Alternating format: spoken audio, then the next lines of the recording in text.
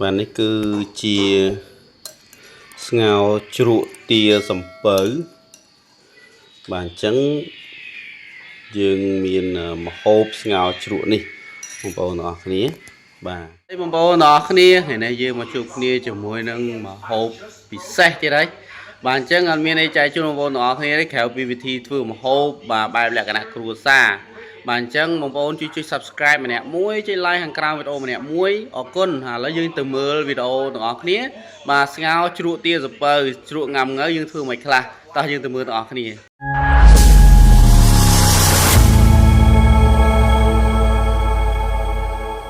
ញ្ចឹងសម្រាប់ស្ងោរជ្រក់សាច់ទាហ្នឹងគឺទី1យើងមានទាបាទទាសំពៅបងប្អូននៅខាងខ្ញុំឥឡូវទាសំពៅក៏ថ្លៃដែរបាទមួយហ្នឹងកាប់មកបាន1កាតោហ្នឹងមួយហ្នឹងគឺ13000អញ្ចឹងមានសាច់ទាកាប់រួចហើយបាទហើយយើងមានខ្ទឹមសចិញ្ច្រាំបាទខ្ទឹមសចិញ្ច្រាំមានរំដេងបាទមានស្លឹកគ្រៃយកគល់ស្លឹកគ្រៃមួយគល់មកបាទហើយនឹងជីនាងវង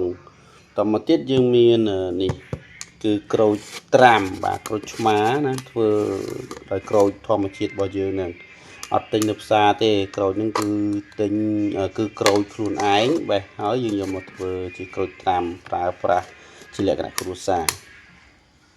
បាទអញ្ចឹងហើយនឹងគ្រឿងទេសផ្សេងយើងមានអំបិលមានប៊ីចេងបាទបងខ្លះណាដាក់ស្ករទេបងប្អូនដាក់ស្ករឆ្ងាញ់ទេជាមួយនឹងស្ងោរជ្រក់ងាំងើណាបាទតោះឥឡូវយើងទៅមើលបច្ចេកទេសនៃការដាក់គ្រឿងវិញម្ដងតាបាទអញ្ចឹងដំបូងឡើយគឺយើងរៀបចំដាក់ឆ្នាំងបាទដាក់ឆ្នាំងហើយបើកភ្លើងធម្មតាទេបាទហើយបងប្អូនត្រូវដាក់ប្រេងឆាបាទប្រេងឆាគឺដើម្បីយើងបំពងខ្ទឹមសបាទអញ្ចឹងខ្ទឹមសហ្នឹងគឺបងប្អូនចិញ្ច្រាំឲ្យម៉ត់តិចទៅដើម្បីឲ្យវាចូលជាតិឲ្យវាចេញឲ្យវាចេញបងប្អូនឲ្យវាឆាប់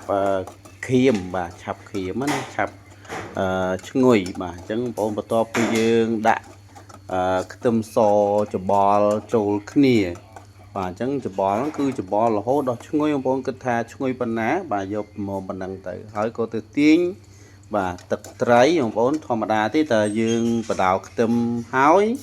គឺយើងត្រូវដាក់ទឹកត្រីឯមែនទេបងប្អូនបាទទឹកត្រីដាក់មកល្មមមកបានហើយបាទអញ្ចឹងបន្ទាប់ពីដាក់ទឹកត្រីបងប្អូនដួសសាច់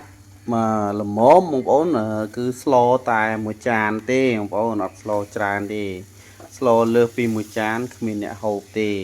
អញ្ចឹងស្លធ្វើម៉េចលៃសាច់លៃទឹកអីហ្នឹងមកល្មមមួយចានបាទអញ្ចឹងបងប្អូនយើងត្រូវចាំថាស្ងោរអត់ស្ងោរជ្រក់ប៉ុន្តែយើងត្រូវលីងខ្ទឹមយើងត្រូវលីងសាច់ទើបសាច់ហ្នឹងឆ្អិនល្អហើយយើងមានខ្ទឹមបដៅស្រាប់វាឈ្ងុយអញ្ចឹងណាបងប្អូនខ្លះគាត់ដាំទឹកប៉ុន្តែខ្ញុំមិន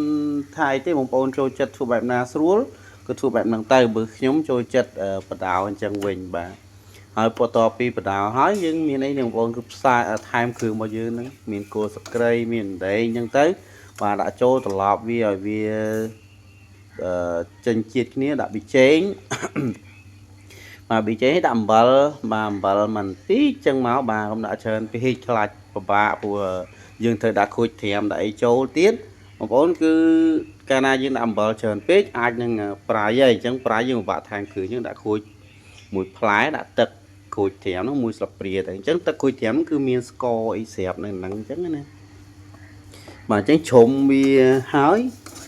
បាទក្លុកវាឲ្យសប់អញ្ចឹងមកមានន័យថាយើងធ្វើម៉េចឲ្យវាចូលគ្រឿងសប់បងប្អូនដឹងហើយធម្មតាតែកាលណាសាច់ឆ្អិនវាពិបាកនឹងចូលគ្រឿងណាបាទប៉ុន្តែបើសាច់ឆៅ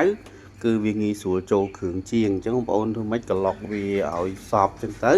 បាទហើយយើងទៅរកគ្របឆ្នាំងយកមកគ្របតែម្ដងបាទឥឡូវបន្ទាប់ពីយើងគ្របប្រហែលជាមកពុះទឹកបាទក្នុងនោះមានទឹកដែរបងប្អូននេះពុះកជ្រោលយើងជ្រុំវាមើលឲ្យប្រកាសថាសាច់ទាក្នុងហ្នឹងគឺបានឆ្អិនបាទស្មើគ្នាអស់ហើយអញ្ចឹងមានថាវាឆ្អិនម្សៅហើយក៏យើងចាក់ទឹកចូលបងប្អូនចាក់ទឹកហ្នឹងកេងមកល្មមដែលយើងត្រូវមកងាស់ឲ្យផុយ ហើយនឹងនៅសល់មកយើងដួសមួយចានបាទបន្តមកទៀតនេះគ្រាន់តែវាឆ្នាំងតិចត្មងវាឲ្យបិទគ្រប់ទៅវិញយើងបន្ថែមគ្រប់ហើយយើងបន្ថែមភ្លើងតិចទៅបាទឆាប់ពុះទឹកបាទអញ្ចឹងពុះហើយយើងអាចបាទភ្លក់បានហើយដោយសារតែសាច់យើងក៏ឆ្អិនផ្សំគ្រឿងហើយស្រាប់បាទអញ្ចឹងបងប្អូនអាចភ្លក់មើលថាតើរសជាតិប៉ុណ្ណឹងសមរម្យហើយនៅបងប្អូនត្រូវដឹងថាស្ងោរជក់ឆ្ងាញ់បន្ថែមពីនឹងទៀតគឺយើងត្រូវថែមគ្រឿងក្រៅទេបាទដើម្បីកុំឲ្យវាបាត់វីតាមីន C ឬក៏បងប្អូនដាក់ទឹកត្រីខាងក្រៅទៅបាទងាយស្រួលមែនតើបងប្អូនណាដែលចូលចិត្តហូបសាបគឺសាបបងប្អូនណាហូបប្រៃយើងថែមទឹកត្រីម្ទេសទៅគឺអូខេតែម្ដងអញ្ចឹងណាបាទអញ្ចឹងយើងគ្រាន់តែកូរមើលដើម្បីឲ្យដឹងថាទាហ្នឹងគឺវាផុយហើយនៅបាទឆ្អិនទៅប៉ុន្តែវាមិនទាន់ផុយអញ្ចឹងតើតែអាសាមកមើលវាបន្តិចបាទអញ្ចឹងយើងបើកវាមើលយើងកូរវាមើលថាតើសាច់ទាប៉ុណ្ណឹងល្មមផុយនៅអញ្ចឹងណាចឹងយើងគ្របវាសិនហើយបើវាមិនទាន់ផុយទេយើងមកងាស់វាបាទរហូតដល់ទាហ្នឹងគឺផុយបាទហើយផុយហ្នឹងកុំផុយខ្លាំងពេកអត់ឆ្ងាញ់វាលួយពេកចឹងបាទអញ្ចឹងបើកមើលពិនិត្យមើលឡើងវិញបាទអញ្ចឹងគ្របពី3នាទីអញ្ចឹងទៅបងប្អូនមកសាមកឆែកមើលដោយសារតែយើងអត់ដឹងថាទាហ្នឹងខ្ចីឬក៏ទាចាស់អញ្ចឹងបងប្អូនណាបាទអញ្ចឹងយើងគ្រាន់តែបើកមើលភ្លក់មើលវាហ៊ីងទឹកហ្នឹងហ៊ីងល្មមហើយនៅបងប្អូនបើថាហ៊ីងល្មមហើយរសជាតិត្រូវហើយបងប្អូនអាចដួសដាក់ចានទទួលទានបានហើយមុនដួសដាក់ចានបងប្អូនចាំមើលបន្តិចទៀតខ្ញុំនឹងរៀបចំដាក់បងប្អូនដឹងឥឡូវនៅខ្វះមួយមុខទៀតនេះគ្រឿងក្រៅយើងដាក់សពគ្រប់ហើយប៉ុន្តែនៅខ្វះមួយមុខទៀតបងប្អូនដឹងអីអត់បាទគឺខ្វះជីនឹងវងបងប្អូនណាអញ្ចឹងយកជីនឹងវងដែលច្រាមរួចនោះយកមកបងផ្លោកចូលទៅក្នុងឆ្នាំងរបស់យើងប៉ុន្តែបងប្អូននៅក្នុងពេលដែលយើងដាក់ជីនឹងវងហ្នឹងគឺបងប្អូនបិទហ្គាសសិនទៅបាទបិទភ្លើងអញ្ចឹងណាបាទអញ្ចឹងបន្ទាប់ពីយើងដាក់ជីហើយមានអីទៀតបងប្អូនដួសដាក់ចានបាទអញ្ចឹងសម្រាប់ការដួសដាក់ចានហ្នឹងគឺដួសប្រមូលសាច់បាទបងប្អូនមិនបាច់យកទេគ្រូក្រែងគ្មានណាហូបទេយើងដួសយកតែសាច់មកបានហើយដោយដែងមកដុំមកហើយបងប្អូនណាបាទអញ្ចឹងសម្រាប់ស្ងោរជ្រក់បងប្អូនមើលពីដើមមកដល់ចប់នេះខ្ញុំជឿថាបងប្អូនអាចធ្វើបានហើយបាទអញ្ចឹងសំខាន់ទៅលើការភ្លក់រសជាតិឲ្យត្រូវបងប្អូនហូបឆ្ងាញ់ប៉ុណ្ណាសាបប៉ុណ្ណាប្រៃប៉ុណ្ណាគឺវាអាស្រ័យទៅលើចុងភៅនឹងឯងអ្នកកំណត់ហើយបងប្អូនត្រូវដឹងថាយើងស្លមិនមែនសម្រាប់តែយើងទេគឺមានអ្នកផ្សេងទៀតគាត់ហូបដែរអញ្ចឹងណាបាទឥឡូវស្ងោរជ្រក់យើងឆ្អិនហើយបងប្អូនណាឆ្អិនហើយបងប្អូនមានសាច់បាទមានទឹកអីបងប្អូនភ្លក់ទៅបាទស្ទើរជូរស្ទើរអីថែមទៀតយើងថែមតាមក្រោយគឺឆ្ងាញ់បាទហើយបើយើងស្លយកប្រៃយករសជាតិឲ្យត្រូវតែម្ដងគឺអាចនឹងអ្នកហូបអត់ត្រូវទេបាទអញ្ចឹងសម្រាប់វីដេអូហ្នឹងគឺមានប៉ុណ្្នឹងទេបងប្អូនអរគ្នាជួបគ្នាវីដេអូក្រោយបាយបាយ